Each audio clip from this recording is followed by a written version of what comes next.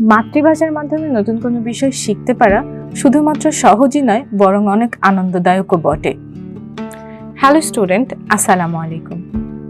আমি Tahmina তাহারি মিস্তি। Computer science টেকনোলজির খুবই গুরুত্বপূর্ণ একটি বিষয় হলো ডেটা স্ট্রাকচার অ্যান্ড অ্যালগরিদম। আমরা জানি কম্পিউটার সায়েন্স মানেই ডেটা নিয়ে খেলা করা। সেই ডেটাকে বিভিন্নভাবে ব্যবহার করা বা বিভিন্নভাবে সজ্জিত করা, প্রয়োজনের সময় সেই ডেটাগুলোকে আমরা কিভাবে অ্যাক্সেস করব বা ব্যবহার করব, এই সম্পূর্ণ বিষয়ের খুঁটিনাটি সব কিছু আলোচনা করা হয় ডেটা স্ট্রাকচার কোর্সটিতে। এখানে আমি ডেটা স্ট্রাকচার অ্যান্ড অ্যালগরিদম একসাথে আলোচনা করব।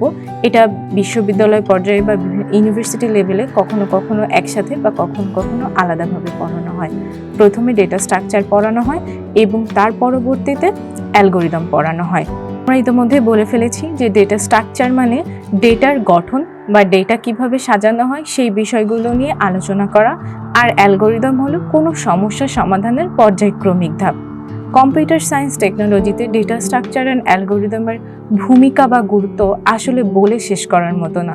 বর্তমান চতুর্থ শিল্প বিপ্লবের এই সময়টাতে আমাদের যুগের সাথে তাল মিলিয়ে চলার জন্য বা নিজেদেরকে এই প্রতিযোগিতার যুগে দক্ষ করে তোলার জন্য আসলে অ্যালগরিদম বা ডেটা স্ট্রাকচারের ভূমিকা অপরিসীম। এই কোর্সটিতে আমি চেষ্টা করেছি ডেটা স্ট্রাকচার অ্যান্ড অ্যালগরিদমের বিভিন্ন বিষয়গুলোকে মাতৃভাষার মাধ্যমে খুব সহজ ও সাবলীলভাবে ব্যাখ্যা করার জন্য, যেখানে আমরা শিখব ডেটা স্ট্রাকচারের বেসিক নিয়ে, অ্যালগরিদমের বেসিক সম্পর্কে, অ্যারে, পয়েন্টার, লিঙ্ক লিস্ট নিয়ে।